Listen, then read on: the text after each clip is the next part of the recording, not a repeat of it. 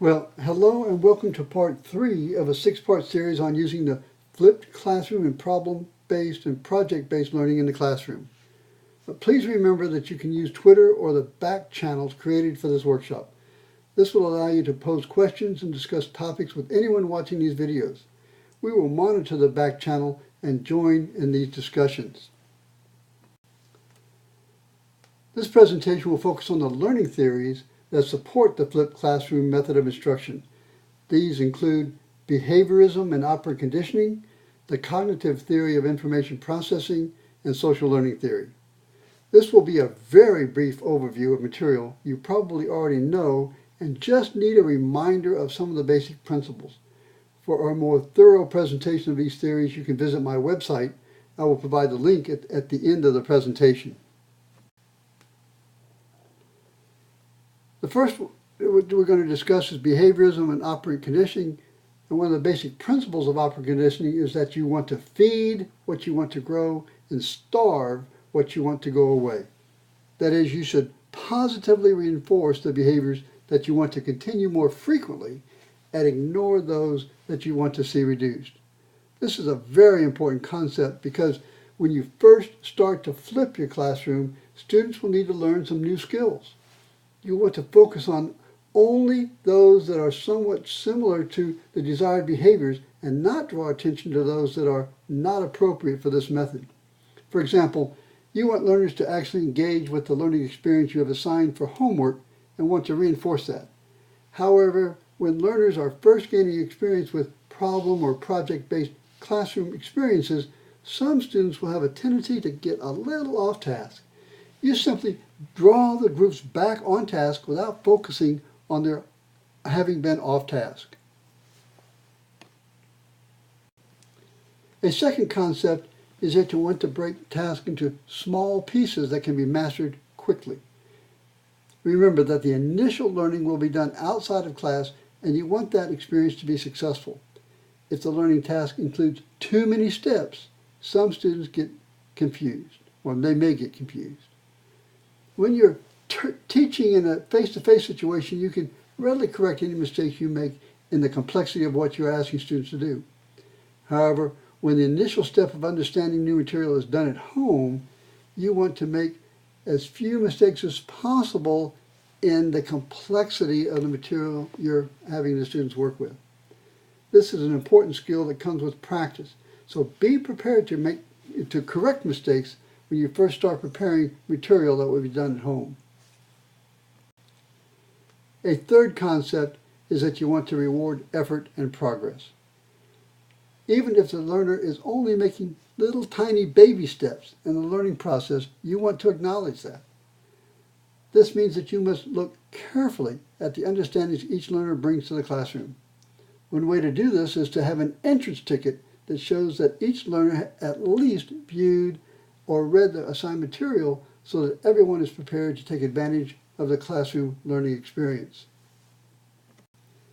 A final concept from the behavioral operant conditioning perspective is that you want to plan how you are going to chain or link the individual skills into a more complete task.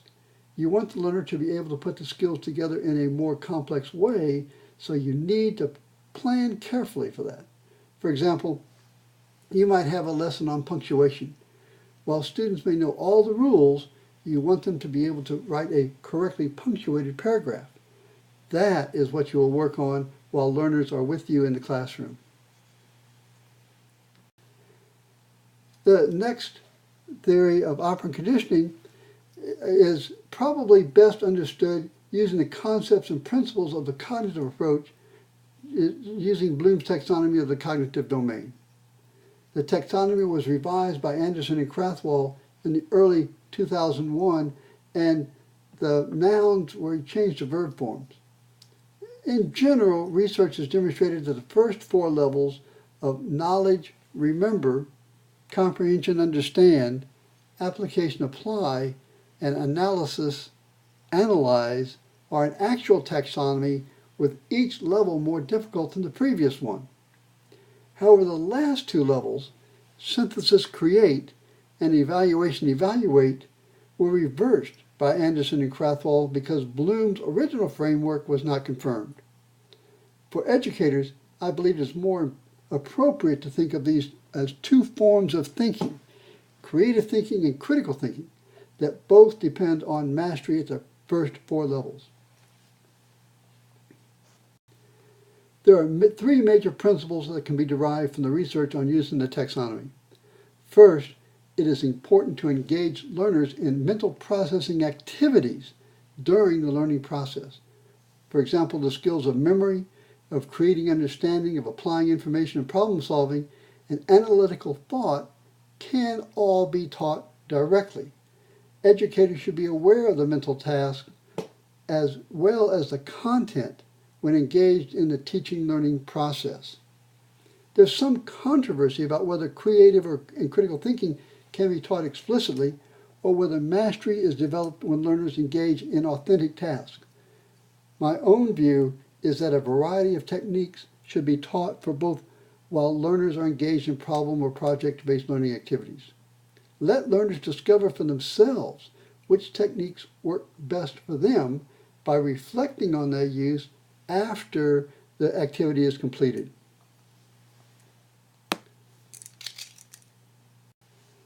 The second principle is the importance of repetition and elaboration. For the first two stages, knowledge and comprehension, memory and understanding, repetition of terms and concepts is necessary so that learners can readily access the new knowledge and understandings when engaged in problem and project-based learning. However, research has demonstrated quite conclusively that more elaboration, that is, more extending and connecting of new information, leads to better learning. In fact, the taxonomy might be considered as levels of elaboration as one moves from knowledge through to synthesis, create, and evaluation. That is one reason why problem and project-based instructional approaches are so effective. They require ever more extensive amounts of elaboration. A third principle that can be derived from the use of the taxonomy is that educators should focus on creating learning experiences, not just covering content. Again, this is an advantage for using PBL in the classroom. More diverse and demanding learning experiences are created for students. A third theory, social learning theory, is actually a combination of operant conditioning and information processing theories. One principle is that learning can occur simply by watching others. It is not necessarily have to be reinforced or elaborated on, although those can help in making the initial reproduction more permanent. A second principle is that modeling is a very powerful influence on behavior. The saying, "Children learn more from what you do than what you say," exemplifies this principle. And finally, a third principle is that imitating is a powerful influence on behavior.